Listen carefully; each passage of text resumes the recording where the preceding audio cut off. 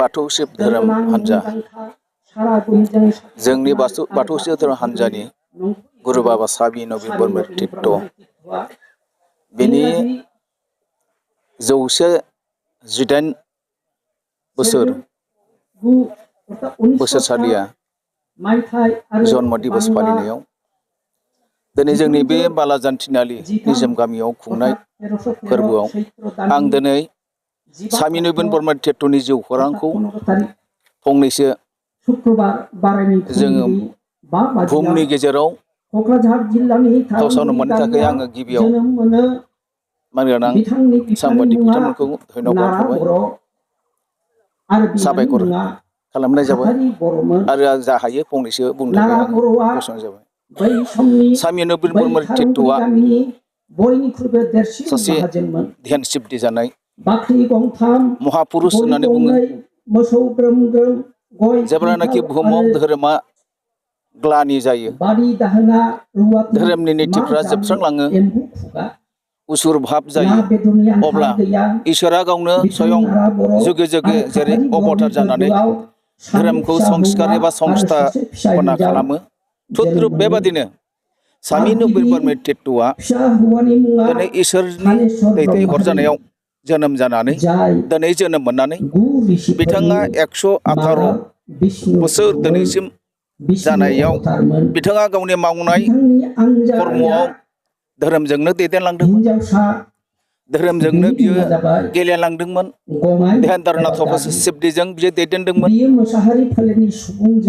बेबादिनो दैदेननानै बर' जातिनि धोरोमखौ, गुबुंले समाजफोरखौ, गोदोलांनाय धोरोमफोरखौ खौसेथि खालामनो थाखाय सामि नबीन ब्रह्म तीर्थआ ध्यान धारणा तपस्यानि गेजेरजों दिनै जोंनो बाथौ शिव धोरोम आफाद मुङै गथायलाङो। बे बाथौ शिव धोरोम आफाद मुङै गथायनायाव गोबां धोरोमखौ संस्कार खालामनाय एबा समाजखौ संस्कार खालामनाय, समाजखौ गोग्गो थासारियाव लाबोनाय गोबांथार बानि नीतिफोरखौ जोंनो गथायलांदों, जोंनो फोरमायलांदों।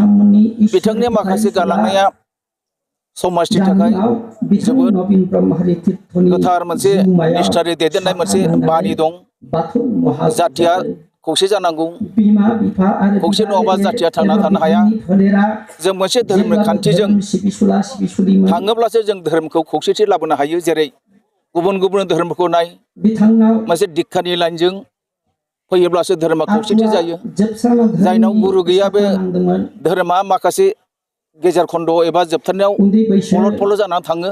तद्रुप बेबादिनो बाथौ शिव धोरोमखौ दिक्षानि लाइनजों दिनै लाबोनो थाखाय दिक्षानि प्रथाखौ खालामनाय जादों।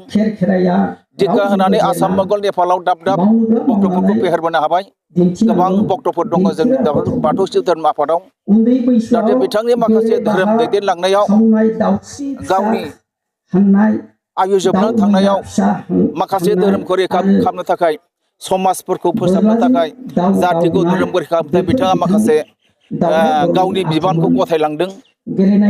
जोंनि बाथौ शिव धोरोम हान्जायाव 10 जन गुरु बिबानखौ बिथाङा गथायलांनानै दिनैसिम 10 जन गुरुफोरखौ बे बुहुमाव गावनि गालांनाय धोरोम बानिफोरखौ फोसाबनो थाखाय बिथाङा जोंनो बिथोन होदों। बिथांनि धोरोमनि नेम नितिखौ लानानै जों दा धोरोमनि माखासे संस्कार, समाज संस्कार, जाति संस्कार, नखर संस्कार बेफोरखौ दिनैसिम जों फोसाबगासिनो दङ, जेब्लाबो फोसाबबाय थागोन। आङो आसा खालायो जोंनि बे बाथौ शिव धोरोम हान्जानि गेजेराव सामि नबीन ब्रह्म तीर्थनि माखासे जोंनो गथायलांनाय धोरोम नेम नितिफ्रा मुलुगनाङै जाहाथे बयजोंबो अनसायजाथों, बयजोंबो जाहाथे बाख्नाय जाथों। बिथांनि माखासे गिबि गिबियावनो नोंथांमोननि जेसेखिनि चेनेल फैनाय, मा चेनेल फैदों जोंहा, जेसेखिनि चेनेल फैदों नोंथांमोनखौ जोङो गिबि गिबियावनो जोंनि बाथौ शिव धर्म संघ मिरु आफादनि जानानै नोंथांमोनखौ रोजा रोजा साबायखर बावहरनो थाहरबाय। सानसेनि हाबाफारि लानानै जेब्लाबो फालिबाय थानाय 118तम अर्थात 118थि बोसोरसालिया जिथु परम पुज्य जोंनि महर्षि बाथौ रत्न सामि नबीन ब्रह्म तीर्थनि जिथु जोनोम सान, जोनोम सानखौ जोङो सानसेनि हाबाफारि लानानै खुंनो लाहार फाहार जादों। बे खुंनायाव जोङो जोंनि बाथौ शिब धर्म संघनि गासै गुरु बाबामोन जोङो जयैनो जाफादों, पुरहित बाबामोन जों जयैनो जाफादों, आसाम बेंगल नेपालनि गासै दैदेनगिरि, मिरु आफादनिफ्राय लानानै रायजो आफादनि गासै दैदेनगिरि भक्त भक्तानि जों जयैनो बे जोनोम सानखौ 118तम जिथु जोनोम सान, बे जोनोम सानखौ जोङो गाजा गोमजायै नैबे थारुंगुरि गियान शक्ति जौगा आश्रमनि सिङाव थानाय जिथु निजोम गामि गुरुधाम बिथाङा बेवहायनो समाधि जादों। बेखिनियावनो जोङो बाबानि जिथु मावलांनाय हाबा, बे मावलांनाय हाबाखौ गोसोखांनानै जोङो जेब्लाबो बोसोरफ्रामबो जोङो जोनोम सानखौ फालियो। बे जोनोम सानखौ फालिनायाव जोङो फुङाव जोङो जिथु मेइन गेट, बे मेइन गेटखौ जोङो गुरु बाबानि जिथु नेहाथारि बाबानि गेजेरजों जोङो बेखौ बेखेवदों। मिरु आफादनि जाय आफादगिरि बिथाङा दंफायोमोन, बिथाङानो मिरु आफादनि आफादगिरि बिथाङानो बे फिथाखौ हास'दोंमोन गुरु बाबानि दैदेननायाव। थिग बिदिनो गुरु बाबा अलथा बाबा जायखौ होननानै बुङो स्वामी नबीन ब्रह्म तीर्थ, बिथांखौ जेब्ला बिथाङा थैलांबाय, बे थैलांनायनि जिथु महर्षि बाथौ रत्न स्वामी नबीन ब्रह्म तीर्थ देब, बे टाइटेलखौ होदोंमोन बिश्व हिन्दु परिषदनि जायफोरनाखि दैदेनगिरि बिथांनि गेजेरजोंनो जोंनि बे बाथौ शिब धर्म संघनि जायनाखि गुरुदेब, बे गुरुदेबा नाम मोनदोंमोन। बिथाङा अरजानदालि जिथु उलथाबानि जायखौनाखि बिश्व बिख्यात जिथु सिकनाझार नौनोगोर, बे नौनोगोराव जेब्ला नैबे जोंनि ओनसोलाव 50 बोसोर आगोल गासैबो हाग्राजों बुंफबनायमोन, बे समावनो 14 बोसोर बे बनबास खाथिनानै बे ध्यान मोनखांनानै, ध्यान सिद्धि जाखांनानै बे धोरोमखौ फोसावबोदों। बे फोसावनाय आसाम बेंगल नेपाल गासैयाव फोसावबोदों आरोखि।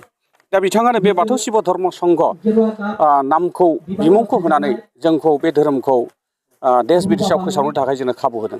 बे खाबु होनायनि थाखाय बिथांजों लोगोसे बिथांनि अर्धांगिनियाबो दिनै जोंनि गेजेराव गैलिया।